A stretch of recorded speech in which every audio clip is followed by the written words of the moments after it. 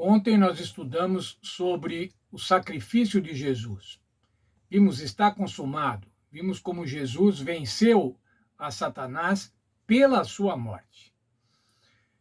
O derramamento do sangue de Jesus. O derramamento do sangue de Jesus era prefigurado nos sacrifícios do Velho Testamento.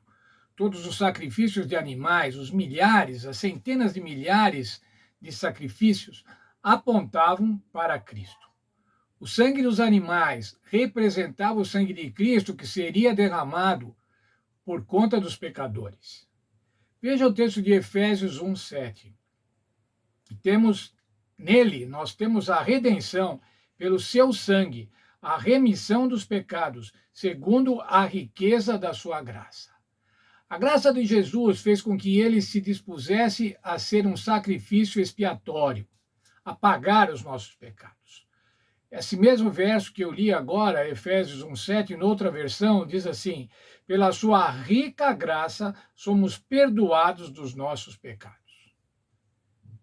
Isso era profético, o Senhor Jesus teria que vir na plenitude do tempo, como diz a Bíblia. No tempo adequado, no tempo de Deus, o Senhor Jesus viria para morrer. Era esse o objetivo.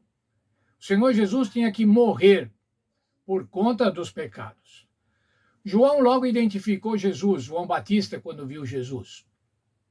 E ele disse, conforme está lá no primeiro capítulo de João, verso 29, eis o Cordeiro de Deus que tira o pecado do mundo.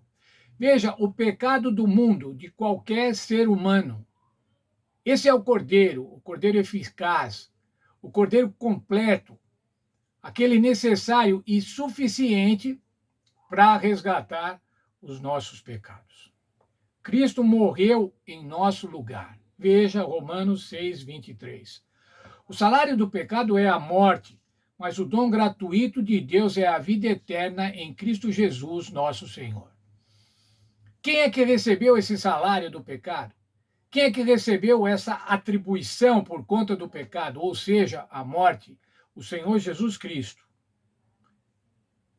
Isso estava prefigurado no Velho Testamento. O versório da nossa lição já diz assim: e assim como Moisés levantou a serpente no deserto, também é necessário que o Filho do Homem seja levantado, para que todo aquele que nele crê tenha a vida eterna. A vida eterna somente por conta do Senhor Jesus. Somente por conta da graça do Senhor Jesus, que é o nosso fiador, aquele que paga a nossa dívida. O verso de ouro da Bíblia, João 3,16, porque Deus amou o mundo de tal maneira que deu o seu Filho unigênito, para que todo aquele que nele crê não pereça, mas tenha a vida eterna. Veja, irmãos, esse verso é belíssimo, porque ele mostra o amor de Deus, mas ele mostra também a justiça de Deus. O amor de Deus não ia simplesmente nos livrar do pecado, relevar o pecado, dizer que o pecado não é nada. Tá desculpado. Não, por conta do seu amor, do amor ao mundo, ele deu o seu Filho. O sacrifício maior que podia ser feito, o sacrifício de um Deus encarnado aqui enquanto humano. O Senhor Deus deu para que nós pudéssemos ser salvos. Todo aquele. Quando a gente vê todo aquele, irmãos, fala assim, que bom, eu estou aí no meio desse todo aquele. Não pereça, mas tenha a vida eterna. O que é crer em Jesus, irmãos? O verso diz, todo aquele que nele crê. O que é crer em Jesus? Crer em Jesus é conhecê-lo. Crer em Jesus é saber a sua vontade. Crer em Jesus é fazer a sua vontade. Confessar os nossos pecados.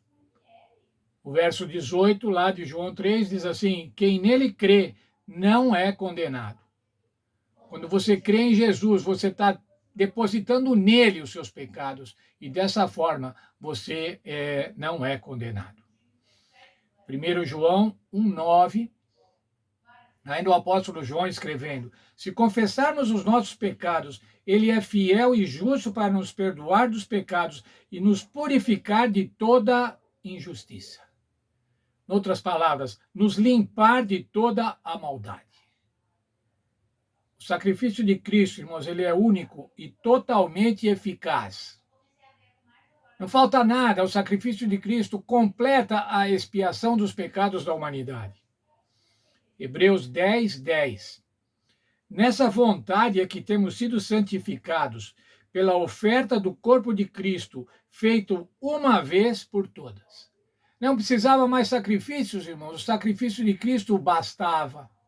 O sacrifício de Cristo era, como eu costumo dizer, necessário e suficiente para providenciar a salvação. Mas ainda em Hebreus 10, 12 diz que esse sacrifício era para sempre. Não precisa fazer um outro sacrifício depois. Os sacrifícios de animais eram feitos diariamente. Os sacrifícios especiais eram feitos a cada ano, a cada mês, a cada lua. Mas o sacrifício do Senhor Jesus é para sempre. Hebreus 10, 12. Mas este, havendo oferecido para sempre um único sacrifício pelos pecados, assentou-se à destra de Deus. Como já estudamos no trimestre passado, o Senhor Jesus foi entronizado no santuário celestial, assentou-se à destra de Deus. Por quê? Por conta da sua morte vicária, por conta da sua vitória sobre Satanás, ao morrer crucificado nesta terra. A disposição de Cristo é para salvar a todos. Veja o texto da lição da página 68. Texto de Ellen White da Ciência do Bom Viver.